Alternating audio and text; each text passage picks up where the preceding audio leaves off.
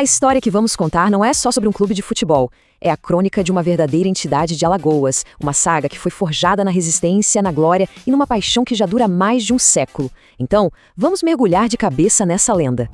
Olha, poucas frases conseguiriam resumir tão bem a essência do que a gente vai explorar aqui.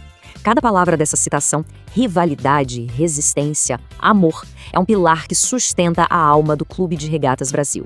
Para a gente entender de verdade o CRB, a gente precisa voltar lá no começo. E o mais curioso é que o começo de tudo não foi na grama, foi na água. Uma origem totalmente pioneira, que define o caráter do clube até hoje. Imaginem só a cena. 1912, um grupo de jovens apaixonados por remo, ali às margens da Lagoa Mundaú. O clube nasce desse esforço, da sincronia. Essa conexão com as águas de Maceió é basicamente a certidão de nascimento de uma identidade que é profundamente alagoana. E a evolução foi muito rápida, quase como se fosse o destino. O clube nasce em 1912 para as regatas, mas logo foi seduzido pela febre do futebol. E quando a bola começou a rolar, foi pra valer. Em 1927, só 15 anos depois da fundação, já estava levantando o primeiro caneco do estadual. Era o começo de uma longa história de domínio. Mas toda grande saga precisa de um grande rival, não é mesmo?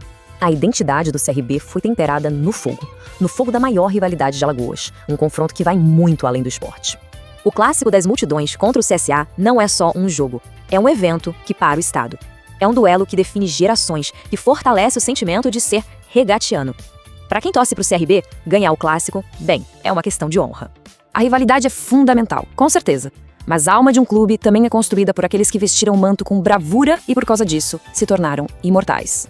E é aqui que a gente entra num lugar sagrado, o panteão dos heróis do CRB. E olha, não estamos falando só de bons jogadores, não. Estamos falando de lendas, nomes que a torcida canta como se fossem mantras.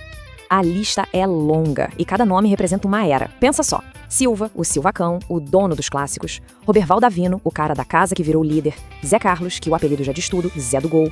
Canhoto, a lenda artilheira lá dos anos 60. Neto Baiano, o matador de rivais, letal. E Calmão, o homem dos gols históricos. São heróis que escreveram a história do clube com os próprios pés. O peso desses números é absurdo. Silva não foi só um jogador, ele era a personificação da raça regatiana nos clássicos. Se tornar o maior artilheiro no jogo mais importante de todos, bom, é assim que se constrói uma lenda. Mas se o Silva era o rei do clássico, existiu um imperador absoluto no reino dos gols. Um atacante cujo nome virou sinônimo de bola na rede, Joãozinho Paulista. 190. Esse número, sozinho, conta uma história inteira. É o total de gols de Joãozinho Paulista com a camisa do CRB, o maior artilheiro da história do clube e de todo o futebol de Alagoas. É uma marca que soa quase inalcançável, mítica. E toda essa identidade também se manifesta de forma visual. Afinal, a paixão de uma torcida precisa de símbolos sagrados para se conectar, e o CRB tem os seus.